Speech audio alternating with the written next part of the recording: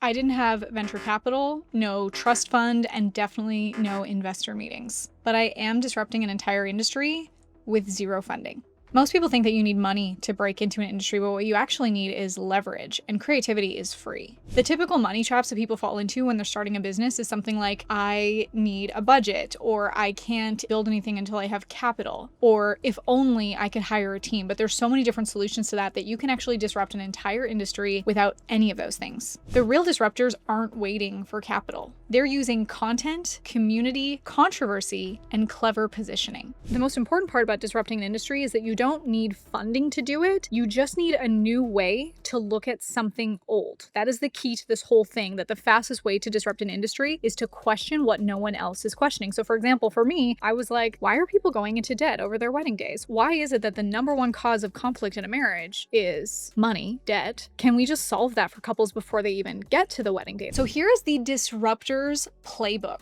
There's 3 steps here: agitate, educate, and elevate. First, we want to agitate the market. We want to point to a broken norm in the industry that people haven't questioned yet. However, people might have complained about. When I started talking about my wedding, I started talking about this like ridiculous cake cutting fee. We got a quote for $650 just to cut the cake, not including the cake. It wasn't even like a lightsaber or something crazy to cut the cake. It was just like, here's a knife and plates, and no, you cannot do it yourself. Think about other industries. Real estate agents for a long time were just like putting their faces on bus benches or posting online just listed. Instead, how can we disrupt that industry by poking holes at what they're doing and doing the opposite? So for example, there are some real estate agents who are standing out more than others that have really turned into media personalities. And with that, they're dominating YouTube. And with that, they don't need a budget. They don't need broker approval. They just need a camera and confidence. Multi-level marketing. Those reps for so long were just told to copy and paste the same scripts. Well, can we poke holes in that? How is that working for them? Instead, building personal brands that are so strong that the company kind of starts to look like the backup dancer to these personalities.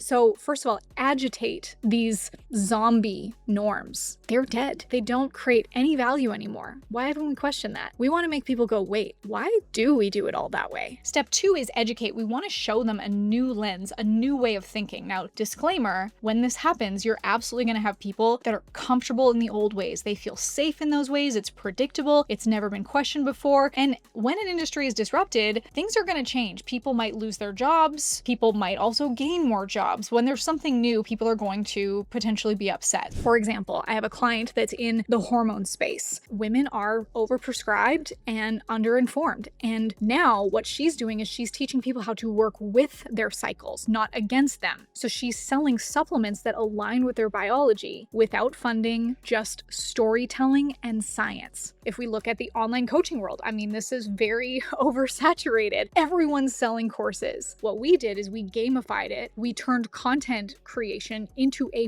board game so that people aren't bored, they're playing a game, and our clients got addicted to playing and paid us to keep the game going. So when you stop selling products and start selling power, people move. And then step 3 is elevate. We want people to feel like they've taken on this new identity that makes them feel and look and become smarter for choosing this path. It's almost like they become smarter for switching. So again, if we look at an industry that was disrupted, if we go to Uber or Airbnb, how are people smarter for that? Well, Airbnb, they can have this amazing experience that is better than a hotel at times. There's pros and cons to both, obviously, but they can have a whole house. They can have a unique experience that's different than just like a room with a bed and a toilet. It makes the consumer smarter. It also makes the homeowner who's renting their home smarter and feel like they are stepping into a new opportunity that wasn't available to them before unless they were going to shell out millions of dollars to buy a hotel. People don't buy Tesla because it's a car. They buy it because they feel like it's part of the future and they are part of the future. They sign on for that identity. People joined our programs because we didn't just promise money. We promised an identity that was attached to it, the momentum, the certainty, the clarity, and a shot at becoming rare. So if you want to break an industry, don't just give people a new tool. You have to give them a new identity. The reason why I'm so passionate about this is because I am in the middle of disrupting a $70 billion industry that is the wedding industry. I love looking at the market and thinking, what are the sleeping industries that haven't been changed, that are ripe for disruption, that people are complaining about? When it comes to weddings, what's the things that you hear the most? They're expensive. I got engaged early this year and I experienced it for myself. We went to wedding venues and we got these quotes that were like absolutely outrageous prices. And it seems like as soon as you say the word wedding, they can just like 10x the price. And unfortunately, because these brides and grooms are emotional about this dream, this day that they've dreamed about their whole lives, it's easy for them to go into debt. And financial strain is the number one cause of conflict in a marriage. I want to solve that problem. And so I want to teach couples how they can monetize their weddings, whether that's to just cover the cost of their wedding or maybe even be able to make a profit from it, that they can put money towards their honeymoon or a down payment on their house. And the ways that I'm going to do that is by creating wedding funnels. You can go to weddingfunnels.com to learn more about that. And I'm going to teach people how they can sell tickets to their wedding. They can do brand integrations and sponsorships, because a lot of the times these couples kind of inadvertently become micro influencers documenting their way in planning the wedding down the aisle. And then also doing affiliate marketing where they can connect with other brands and get referrals, and some of that money that they earn from it, they can put towards their wedding or other things in their life. We're actually going to be selling tickets to our wedding. And so I created an entire video telling the whole story about it. You can click below, hear the whole story of how this came to be and how the audience validated it before I ever actually created it. Because with marketing, you want to know that there's an audience, there's a demographic that actually would say yes to this, whether you are in a complete blue ocean, never been done before, or if you're in a red ocean where there's tons of competition, but your positioning needs to be different than anything anyone's done. This strategy works